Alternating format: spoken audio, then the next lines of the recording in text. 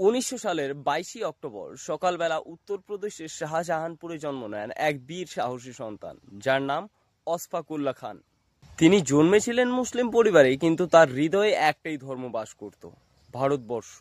যখন ব্রিটিশরা আমাদের মাটিকে শৃঙ্খলিত করেছিল, তখন অশফাকুল্লাহ খান আর এক হিন্দু বিপ্লবী রামপ্রসাদ বিসমিলের সাথে হাতে হাত মিলিয়ে দাঁড়িয়ে যান আমাদের দেশ মাটিকে রক্ষা করার জন্য।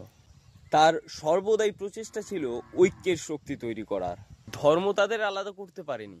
হয়তো তারাও বিশ্বাস করতেন যে মনুষ্যত্বই শ্রেষ্ঠ ধর্ম, আর ধার্মিক ঐক্যই তার পরিচয়। 1925 সালের 9ই আগস্ট ঘটে যাওয়া কাকোরি রেল লুট একটি সাহসী এবং সুপরিকল্পিত ব্রিটিশ বিরোধী অভিযান। যেমন উদ্দেশ্য ছিল ব্রিটিশ কোষাগারের টাকা ডাকাতি করে তাদের বিরুদ্ধে অস্ত্র কিনে দেশকে মুক্ত করা, তেমনই একটি শক্তিশালী বার্তা ছিল ব্রিটিশদের বিরুদ্ধে হিন্দু মুসলমানের এক কণ্ঠে প্রতিরোধ। ধরা পড়লেন, মৃত্যুদণ্ডও হলো। ফৈজাবাদ জেলে তাকে আলাদা কোঠরিতে রাখা হলো আর বিপ্লবী কয়েদিদের থেকে, কারণ তিনি মুসলিম ছিলেন বলে। কিন্তু তিনি মনোবল ভাঙেননি। 27 বছর বয়সে মৃত্যুর মুখে দাঁড়িয়ে তিনি বলেছিলেন, আমি দেশপ্রেমের কারণে মরছি, আমি গর্বিত।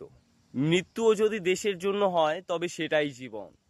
আজ যখন ধর্মের নামে বিভাজন চলছে, তখন অশফাকুল্লাহ খানের জীবন আমাদের মনে করিয়ে দেয় যে ধর্মের ঊর্ধ্বে সর্বদাই ছিল দেশপ্রেম।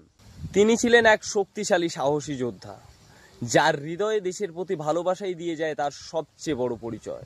আর সত্যিকারের দেশভক্ত কখনোই দেশের বিভাজন চায় না। শ্রদ্ধা জানাই অশফাকুল্লাহ খানকে, যার আত্মত্যাগ আমাদের আজও চলার পথকে সুগম করে দিয়ে যায়। ধন্যবাদ। আমি কৃষ্ণ। আপনাদের জন্য ভিডিওটি ভালো লাগলে অবশ্যই পেজটিকে ফলো করে দেবেন আর শেয়ার করবেন ভিডিওটিকে। নমস্কার, দেখা হচ্ছে আরও কোনো নতুন ভিডিওতে।